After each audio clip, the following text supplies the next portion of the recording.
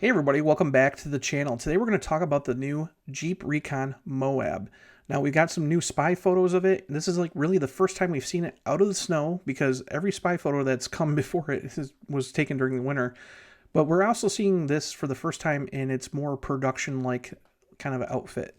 So there's some changes going on, but these new spy photos are very detailed because we're actually seeing it for the first time with its new power retractable roof actually open. So again, with the weather being nice and around 60 degrees this past week, we actually get these pictures of the Recon using its new power foldable top. It's very similar to the Wrangler's power top option. So it's kind of like a fabric that stretches out and covers it. Now again, the Recon is going to be a open air experience Jeep. So again, if you look at the side photos of it, you're going to have hinges on here, and I believe that they also take the T20 basically bolts, the same ones that the Wrangler does, and you can remove the doors, all four doors on it. And then obviously you got the open top, but the very interesting thing is what I'm being told is the back rear glass panel here will also be removable. So you'll basically be able to get a very close to a very open air experience, kind of like a Wrangler. The only difference is you won't be able to take the glass out of the rear hatch and the front windshield, obviously. So again, it looks very neat because neat is kind of an understatement. It looks very bold because it is, like a classic Jeep. It's very boxy looking. A lot of people have said a lot of different things to me that it kind of looks like a Ford Edge, a Toyota Land Cruiser, a whole bunch of different things. But honestly, I think, I did a video recently with the new Jeep Cherokee that's going to be based on the same platform and built alongside this thing. I really wish they would have named this the Cherokee because it looks kind of similar, the boxy shape and stuff like the old XJ Cherokees from 1984 to 2001. I think they would have really, kind of made some fans happy if they would have used the Cherokee name on this thing. But nonetheless, we're seeing some changes to it. This one is the Moab. This is the off-road focused one. There's going to be 3 trims according to what we've heard. There's going to be a Willys. There's going to be an Overland edition. And there's going to be a Moab edition. So the Moab is going to be kind of like their version of the Trailhawk or Rubicon, like the top-of-the-line off-roader. So this one will basically get a 1-inch lift over the standard Willys version. It's got more off-road tires. It's got Nexen tires on it. So much more aggressive patterns. It's got tow hooks. It's got, underbody armor. So basically all the skid plates and stuff like that for the battery pack. And, this thing should be pretty off-road capable. It's going to have air suspension for sure. So it should be able to lift up, quite a bit. Probably have like 9 or 10 inches of ground clearance. So there's a lot of possibilities. We don't know a lot of details about this vehicle just because Jeep has been very quiet about it. We don't know how much power it's going to make. It's going to have the same 400-volt electrical architecture. We know that for sure, that the Wagoneer S and Dodge Charger Daytona has. Now, a lot of people have been complaining like, hey, the Dodge Charger Daytona and Wagoneer S have had a lot of electrical issues. And that's true. But honestly, if you go out to Auburn Hills or anywhere in Metro Detroit, there are so many Wagoneer S's and so many Dodge Charger Daytonas testing right now. They're really focused on solving these issues. And a lot of people have said, hey, it has to do with the 12-volt battery system in the vehicle. They are working their butts off. And this vehicle is actually in production right now. The new Recon is in production down in Mexico. They're actually building them, but they're going to be in containment until later this year. So we're probably going to see these reach our dealer showrooms here in the U.S. first before any other place, but they're going to be probably this fall. So they're making sure that this is going to be a way smoother rollout compared to what has gone on with the Dodge Charger Daytona and the Wagoneer S. Now, we've also heard from several different Jeep executives. The big one was Antonio Filosa, who used to be the Jeep CEO, and now he's the chief operating officer for North America and the head of quality control. So they just announced that he's going to be head of quality control, trying to fix some of the issues with these vehicles. He has basically said that they are looking at a hybrid version of this. So if that's true, this vehicle will probably later, not obviously this year, but probably in 2027, or maybe even, or as a 2027 model, I should say, maybe sometime in 2026, adopt the same hybrid powertrain that's going to go into the Jeep Cherokee. Now, the Jeep Cherokee is going to be the first Jeep hybrid vehicle. Now, everybody's been kind of questioning me on that. Well, what about the Wrangler 4xe and the Grand Cherokee 4xe? Those are plug-ins. Those are plug-in hybrids. I'm talking about straight hybrid vehicles. You don't plug these ones in, they just work as a hybrid. Jeep has not had a hybrid vehicle ever in North America. Now, they'd have them over in Europe. They have the Jeep Compass, Renegade, and Avenger e-hybrids over there. But they have yet to actually have a hybrid vehicle here, so the Cherokee is going to fill that slot when it makes its debut later this year. That vehicle will have a 1.6-liter turbocharged four-cylinder that's going to be built in Dundee. And what's going to be very interesting is it's going to be mated to what we've heard is a 3-speed hybrid transmission. So that's going to be very different. We don't know a lot of details on it, but nonetheless, it's going to be supposedly a 3-speed hybrid automatic transmission. But nonetheless, being on the same platform, same assembly line, it sounds like the hybrid will eventually come. But right now, we're going to be dealing with the all-electric version. So Jeep is really doing their best at trying to make sure that this vehicle rolls out smoothly. Now, we got some really cool details in these photos that we haven't seen before. One is the fact that because these were badged as 4xe models originally in the teaser photos back when this vehicle was first announced, these all, like even the prototypes from the winter, all had the traditional blue, like B5 blue or surf blue tow hooks, making like, saying that there were 4xe models. Now, ever since the Super Bowl commercial, you might remember the Super Bowl commercial with Harrison Ford, they showed the Recon on there, and it didn't have blue tow hooks. It had red ones. Now we're seeing these production-ready ones show up and test on the streets of Detroit, and now they have these red tow hooks.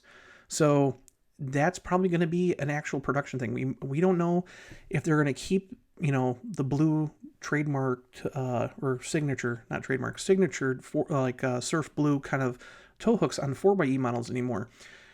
If you go over to Europe, they're just actually on Mopar Insiders actually today, they're going to be, I released earlier today, this morning, I released an article about the media drive over in Europe for the Jeep Avenger 4xe. That's a new all-wheel drive. That's the first all-wheel drive Avenger that they're producing, and that's strictly a hybrid vehicle. Now, over there, they've been doing the 4xe like signature colors based on what kind of powertrain it has. So over there, the new 4xe, other than the new special edition North Face edition, which has yellow tow hooks just to kind of blend it in with the North Face logo, they actually have green, because all the hybrid models have the Jeep, 4xe, the E part as its badge, but it doesn't have the plug part of the E on there, and they're green instead of blue. So that vehicle has green tow hooks. So we don't know if they're going to go kind of more traditional back to like how Jeep was for off-road models with all red. We don't know. They haven't said nothing yet. And again, this doesn't have any badging on it, so we should see Recon badging here on the side, and we should see Jeep badging on the hood. If you also notice that there's still a little bit of camouflage on these vehicles, and the reason why is obviously they don't want you to think it's a Jeep for some reason, even though it's got Jeep Willys center caps on it, which is kind of funny. But if you look at the grille, you'll notice this vinyl piece of covering over it.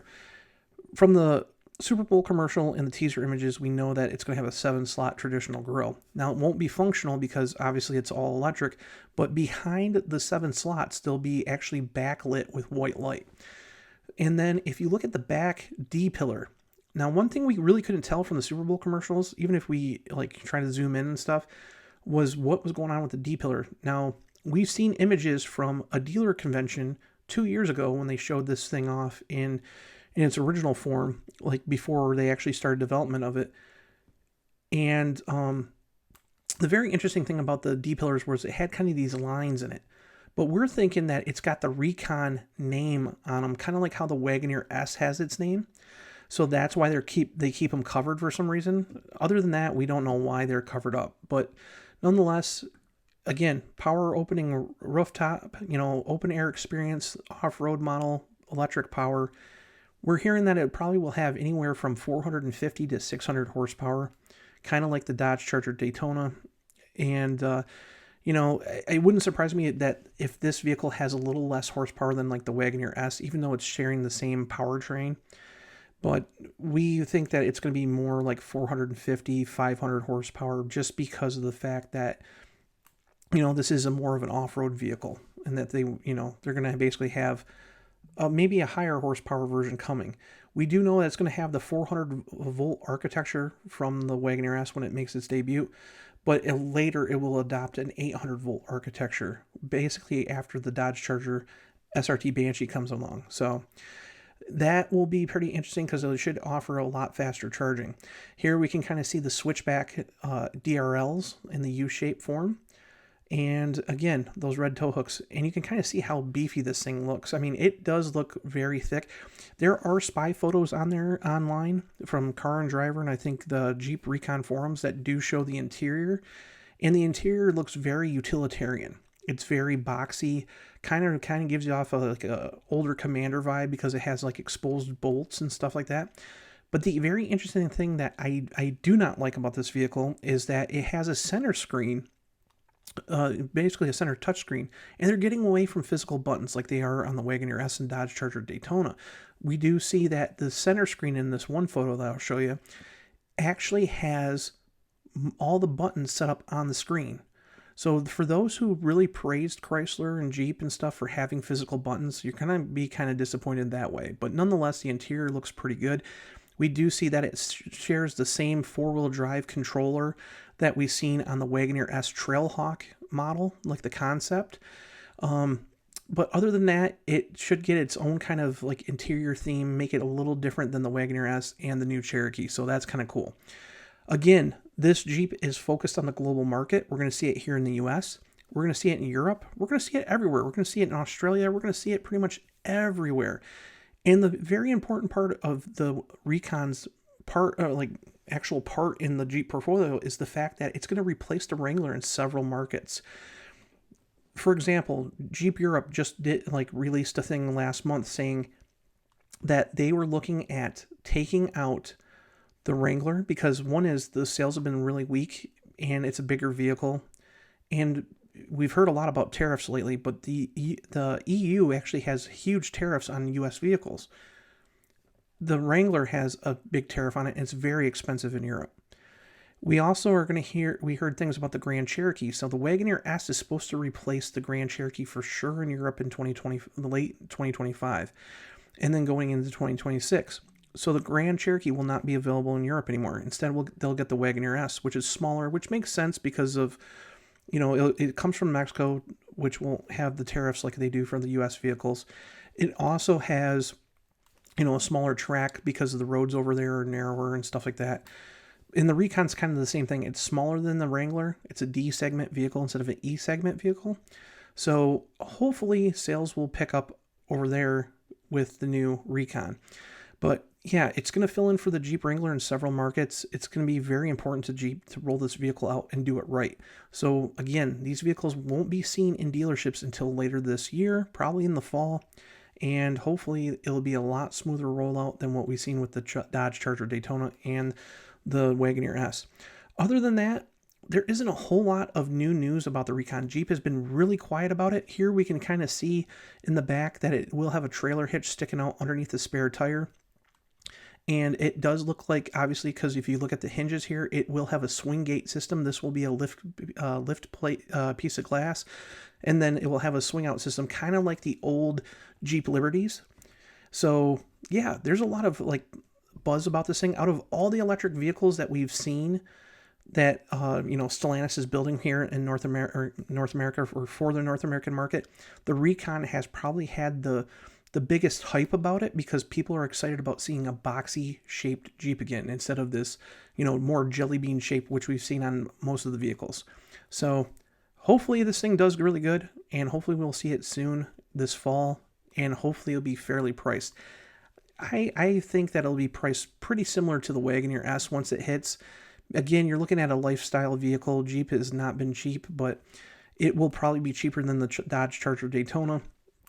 But again, uses the same electrical architecture And we don't know anything about horsepower in that and range, but we can kind of think that it would probably get around maybe 280 to 300 miles of range, considering it'll probably have the same 100.5 kilowatt hour battery pack. So, and also make sure to check out Mopar Insiders on a daily basis. There's 3 to 4 articles I post a day on there, and I'll see you in the next video.